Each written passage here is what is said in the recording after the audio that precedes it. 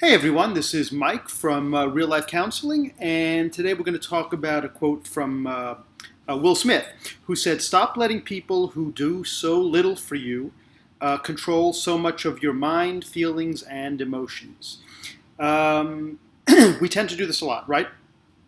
People who wouldn't really do much for us. We almost throw ourselves at these people, right?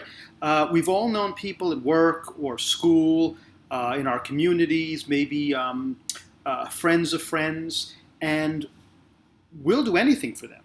We'll drop something, we'll just run and go and do whatever needs to be done.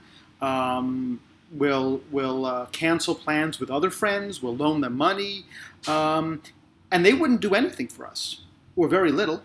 And in fact, not only would they not help us, but they actually drain us. They drain us emotionally and mentally, and in some cases physically and spiritually.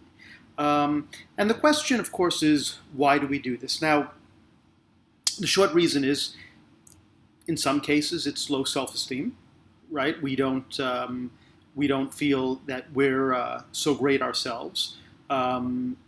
Sometimes it could be that these people may be a little bit more social than we are, a little bit more extroverted. I know in school sometimes the people may be more popular, and we feel like if we're friends with them, that popularity, that being well liked, will transfer to us. You know, we'll kind of be in their sphere, and since they're liked, if we're friends with them, people might think, well, they must be a good person too, because this cool person likes them. So a lot of it has to do with wanting to live in someone else's shadow, maybe feel like we're not good enough, so we'll align ourselves with someone who is good enough. Sometimes we don't have a large social support network. We only have a few friends. Sometimes people take advantage of that. Sometimes people know that you don't have a lot of friends, and they're one of the few, and they'll take advantage of that.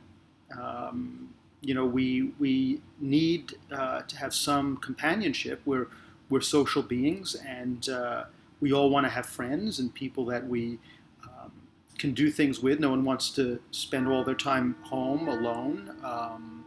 It can be very lonely and boring. So those are several of the reasons why we do it.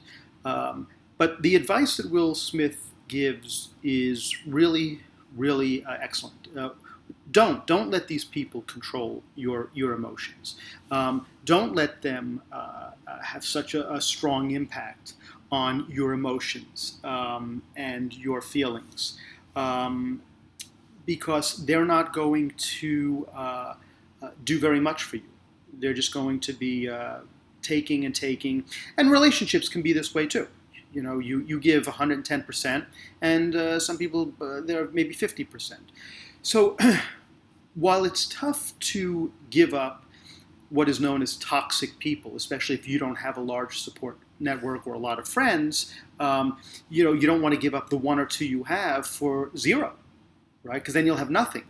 But it is important to cultivate better friends. And certainly quality is much better than quantity.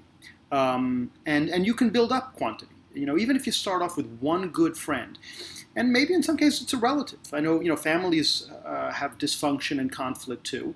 But if you can find someone at work or at school, in your neighborhood, family member, someone that you really can have a good relationship with, where it's healthy and mutual, that's a great place to start. And starting with just one.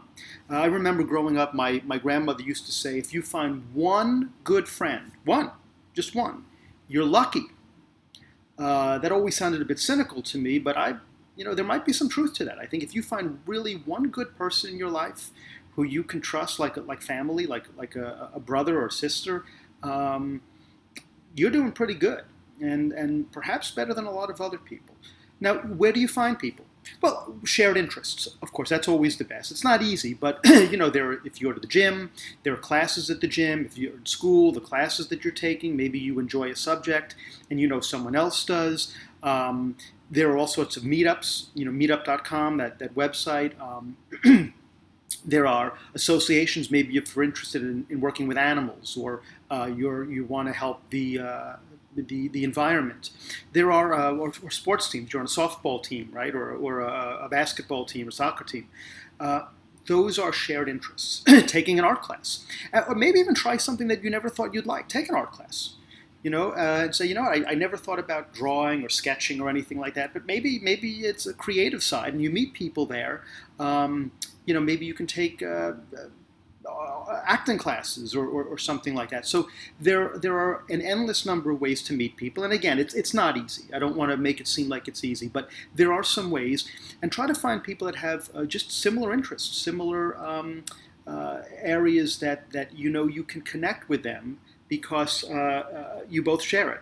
And the good thing about that is, if you're going to take a course or a class, even if you didn't meet someone, you're going to enjoy the class because you just like the information. So it's not that you lose. You're still going to get the benefit of it. But if you meet someone, well, so much the better. Now it's two for the price of one. So be like Will Smith. Don't let other people who do so little try to control you and have so much influence on you mentally and emotionally, because they'll just drag you down. And if they're not willing to do as much as you are and really give it your all, it's going to be a drain. It'll be really toxic. So try to find people that are hopefully a lot more like you. All right, if you like this video, please hit like. If you'd like to subscribe, please do. Want as many subscriptions and subs as possible. And if you want notifications of when a new video comes out, please hit that bell notification symbol, and I'll see you next time. Thanks.